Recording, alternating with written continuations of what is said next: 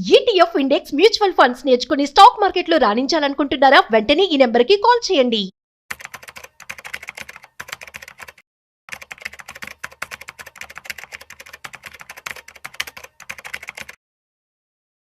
Hello viewers, stock market analyst Sundar Rama Reddy గారి online webinar కి enrol చేసుకోవాలనుకుంటున్నారా?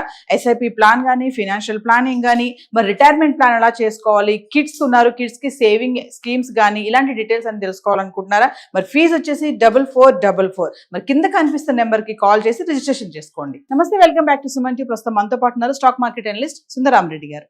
నమస్తే సార్. నమస్తే. సార్, ఈ ఐటీ లే ఆఫ్స్ ఏదైతే ఉందో ఇది ఉద్యోగస్తుల మీదే ప్రభావం కాకుండా ఇటు రియల్ ఎస్టేట్ పైన కూడా చాలా ఇంపాక్ట్ చూపిస్తుందంట. ఎలా అంటారు ఒకసారి? డెఫినెట్ గా ఐటీ అంటే అదొక జాబ్ లాగా ట్రీట్ చేయకూడదండి. ఇండియాలో పర్టికులర్ గా ఈ మిడిల్ క్లాస్ రూరల్ ఇండియాని ఒకవైపు తిప్పిన ఇదనమాట. ఇప్పుడు ఈవెన్ మనం పల్లెటూరుగా నువ్వు వెళ్ళావు అనుకోండి, అమెరికా వెళ్ళారా ఇక్కడే ఉంటున్నారా ఎలా అంటారు. అంటే అమెరికా గురించి మనం డిస్కస్ చేయటం, అమెరికాలో ఉంటే డిగ్నిటీగా ఫీల్ అవటం, అమెరికాలో చదువుకున్న జాబ్ చేసిన ఒక స్టేటస్ లాగా ఫీల్ అయ్యే వాళ్ళు ఇండియాలో చాలా మంది ఉంటారు. అందుకని ఐటీ మించది, జాబ్ మించి అనమాట. ఐటీలో న్యాచురల్గా ఐటీలో జాబ్ వస్తే కొంచెం న్యాచురల్ లైఫ్ స్టైల్ పెంచాలని ట్రై చేస్తారు. జాబ్ రాగానే మంచి శాలరీతో స్టార్ట్ అవుతాయి కాబట్టి కారు కొంటాలు ఈఎంఐలో, ఇల్లు కొంటాలు ఈఎంఐ ఇలా చేస్తుంటారు. కొంచెం వీకెండ్ పార్టీలు అండ్ ఇలాంటి వాళ్ళ చుట్టూ చాలా పెద్ద థీమ్ నడుస్తుంటుంది అనమాట. అంటే పర్టికులర్గా ఐటీలో వాళ్ళకి మంచి లగ్జరీస్ హౌస్లు కొంటారు కాబట్టి 3 bedroom 4 bedrooms, high rise buildings, gated community ఇవన్నీ ఎలా సేల్ అవుతున్నాయి? అచ్చం ఈ ఐటీ నుంచి రన్ అవుతాయి ఇవన్నీ కూడా. అంటే 90% కొనేవన్నీ ఈఎంఐలో అండ్ ఐటీ ఎంప్లాయీస్ కొంటారు. ఐటీ లేకపోతే హైదరాబాద్, బెంగళూరు గ్రోత్ ఏమి ఉండదండి. పర్టికులర్గా అసలు బెంగళూరు ఏముండదు. హైదరాబాద్ కన్నా కొత్త ఫార్మా ఉంది కానీ ఆ బెంగళూరుకి అయితే అది కూడా లేదు. అంటే ఇటు ఐటీ మీద అంతగా డెవలప్ అయింది అనమాట. ఇవన్నీ న్యాచురల్గా ఐటీ ఇన్కమ్తో లింక్ ఉంటుంది రియల్ ఎస్టేట్ క్లియర్గా. అందుకని ఐటీ కొంచెం సెంటిమెంటల్ దెబ్బతిన్నది కాబట్టి ఈ మధ్య కాలంలో ఆటోమేటిక్గా రియల్ ఎస్టేట్ కూడా డౌన్ అయిపోయే ఛాన్స్ ఉంది.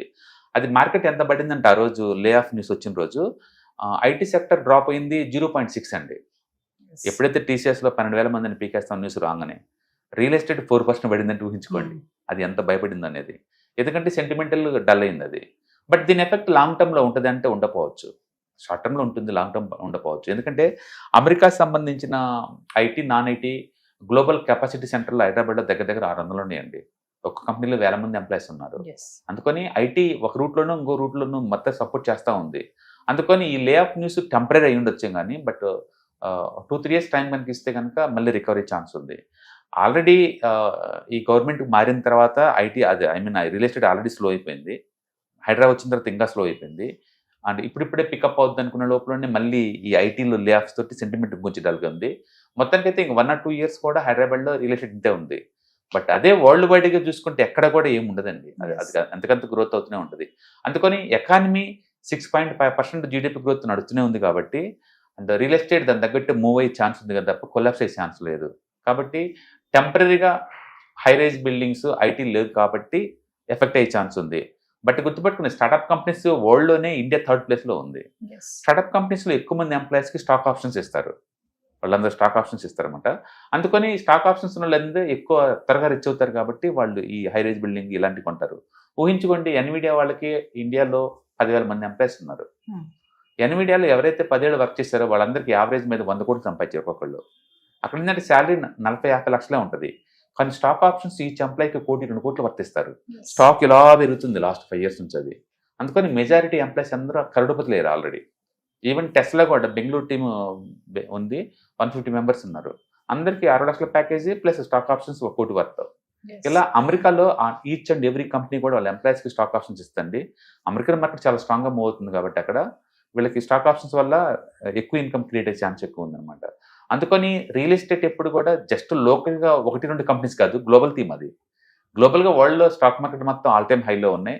జాబ్స్ అన్నీ బాగానే ఉన్నాయి. రీసెంట్గా ఎన్విడియా రిజల్ట్స్ సూపర్గా ఉన్నాయి. మైక్రోసాఫ్ట్ రిజల్ట్స్ సూపర్గా ఉంది. ఒక అమెజాన్ ఒకటే నార్మల్గా వచ్చింది కానీ అదర్వైజ్ బాగుంది.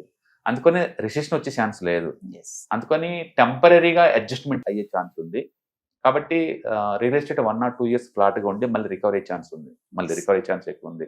మొత్తానికి ఇండియా మిడిల్ క్లాస్ జీవితాలని మార్చిన చరిత్ర ఐటీకి ఉందండి. ఐటీకి ఏమన్నా అయితే డెఫినెట్గా మనం ఒప్పుకోవాలి, ఎంతకంత ఎఫెక్ట్ అవుతుంది. సెంటిమెంటల్ కావచ్చు, ఎడ్యుకేషన్ పరంగా కావచ్చు, ఏదో ఒకటి. ఇప్పుడు ఏమవుతుందంటే నెక్స్ట్ బీటెక్లో జాయిన్ అయ్యే వాళ్ళు స్లో అవుతారు, ఐటీని కెరీర్గా తీసుకున్న వాళ్ళు స్లో అవుతారు. రియల్ ఎస్టేట్ లోన్లు ఇవ్వాలంటే బ్యాంకర్స్ 1-2 సార్లు ఆలోచిస్తారు. High rise building high range building కొనేవాళ్ళు మళ్ళీ Yes. పేయింగ్ కెపాసిటీ మనకు ఉందా లేదా అవసరమా అని చెప్పేసి తగ్గిస్తారు. అంటే 3 బెడ్రూమ్ కొనేవాళ్ళు సింగిల్ బెడ్రూమ్ డబుల్ బెడ్రూమ్కి మారిపోతారు. లగ్జరీ కార్లు కొందాం అనుకున్న వాళ్ళు తగ్గించుకుంటారు.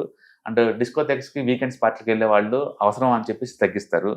అండ్ వీకెండ్ పార్టీస్కి తగ్గిపోతాయి. మ్యారేజ్ గ్రాండ్గా చేద్దాం అనుకుంటే అవసరం అని చెప్పి Yes. తగ్గుతాయి.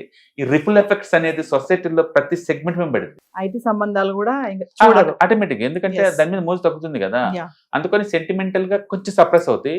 But is it dead end అంటే ఖచ్చితంగా కాదు, ఎందుకంటే ఇంతకని పెద్ద ప్యానిక్లో మనం విన్నాం. Yes. ఇంతకని పెద్ద ప్యానిక్ కాకపోతే ఇండియాకి ఇట్లా 12,000 మంది ఎంప్లాయీస్ మాస్ పీకేయటం అనేది మిడిల్ మేనేజ్మెంట్ ఎక్కడా లేదు ఇంతవరకు. అందుకని కొంచెం టైం పట్టింది డైజెస్ట్ అవ్వాలంటే. బట్ వెస్ట్రన్ కంట్రీలో ఇది మామూలు విషయం అండి. Yes. వెస్ట్రన్ కంట్రీస్లో మామూలు విషయం. Thank you, sir. Hi, markets చాలా వాలటిలిటీ ఉన్నాయని భయపడుతున్నారా? మార్కెట్ ఆల్ టైమ్ హైలో ఉందని దూరంగా ఉండాలనుకుంటున్నారా? ఏది రైట్ టైం మార్కెట్లో ఎంటర్ అవడానికి, ఏది బెస్ట్ టైం మార్కెట్లోంచి బయటకు పోవడానికి తెలుసుకోవాలనుకుంటున్నారా? మార్కెట్లో mutual funds, ETFs, index funds ద్వారా మనీ మేక్ చేద్దాం అనుకున్నారా? ఇలాంటి మీ డౌట్స్ కి క్లారిఫికేషన్ కోసం ఈ webinar. ETFs, index funds and mutual funds కోర్సులో జాయిన్ అవ్వండి. మీ డౌట్స్ క్లారిఫికేషన్ చేసుకోండి. Every month Saturday, Sunday and Monday conduct చేసే ఈ కోర్సులో మీకు ఈటీఎఫ్స్ అంటే ఏంటి, ఇండెక్స్ ఫండ్స్ అంటే ఏంటి, మ్యూచువల్ ఫండ్స్ అంటే ఏంటి, different type of ETFs, index funds, mutual funds అంటే ఏంటి, ఇందులో ఇన్వెస్ట్ చేయడం ద్వారా లాంగ్ టర్మ్ లో వెల్త్ ఎలా క్రియేట్ చేసుకోవాలా, షార్ట్ టర్మ్ లో ఎలా వెల్త్ క్రియేట్ చేసుకోవాలా, ఎనీబడి కెన్ ట్రేడ్ ప్రోగ్రామ్ ఎలా పార్టిసిపేట్ చేయాలా, ఇలాంటి అన్నిటికీ మీకు ఆన్సర్ దొరుకుతుంది. కాబట్టి మీకు ఎవరికన్నా ఇలాంటి వాటిలో వెల్త్ క్రియేట్ చేయాలని కనుక ఇంట్రెస్ట్ కనుక ఉంటే కింద స్క్రోల్ అవుతున్న నెంబర్ కి కాల్ చేయడం ద్వారా మీ సీట్ ని బుక్ చేసుకోండి. Thank you.